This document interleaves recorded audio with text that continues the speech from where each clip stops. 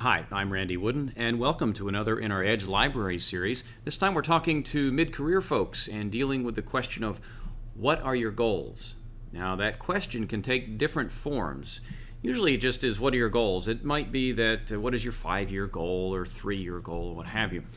Regardless of how the question is asked, I think your answer needs to fit within a certain box, if you will, and that is to convey to the employer, first of all, that you'll look to come in and do a good job right off the bat, but that over time, based on your accomplishments and your proven skills, that you would hope to be considered for future positions, not based on seniority, but based on productivity.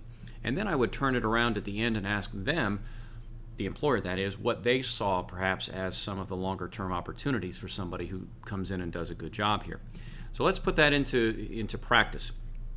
The question is, again, mid-career person, they're saying, what are your 5-year goals, or what are your longer range goals? I would say, well, first of all, my short-term goal is to come in and be productive. I think given my past experience, my education, and my training, that I fully expect to be able to do that.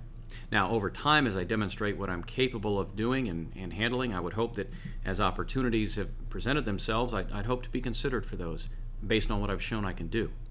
Let me ask you, what do you see as the long-term potential for somebody coming in and who does a good job in this position?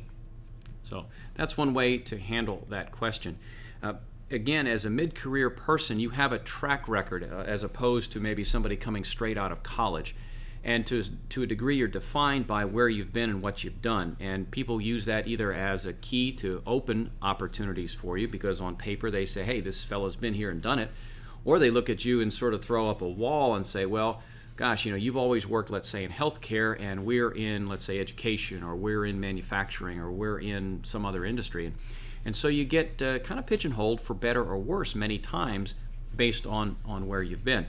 And in asking about goals, that question also can serve to put a wedge in there if what you do is come in and name a specific title or even a time frame for reaching that. I think that's suicide in an interview. You just don't want to do that. You put a wedge in there, and now you've set forth something that's, let's say, unattainable.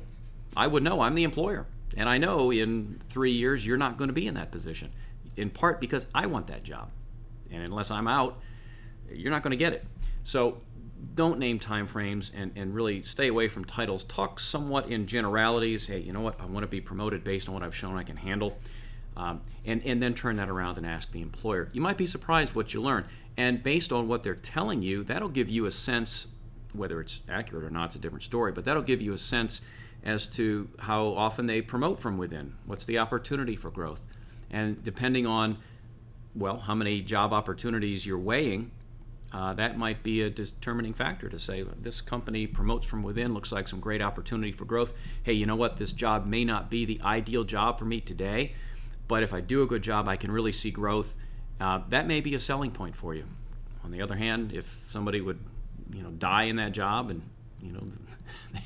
who knows? At that point, you say this may not be the job for me. But at least you have information on which to base a decision. So that's going to wrap it up for this in our Edge Library series, talking to mid-career folks and dealing with that goals question. I'm Randy Wooden. Thanks for watching.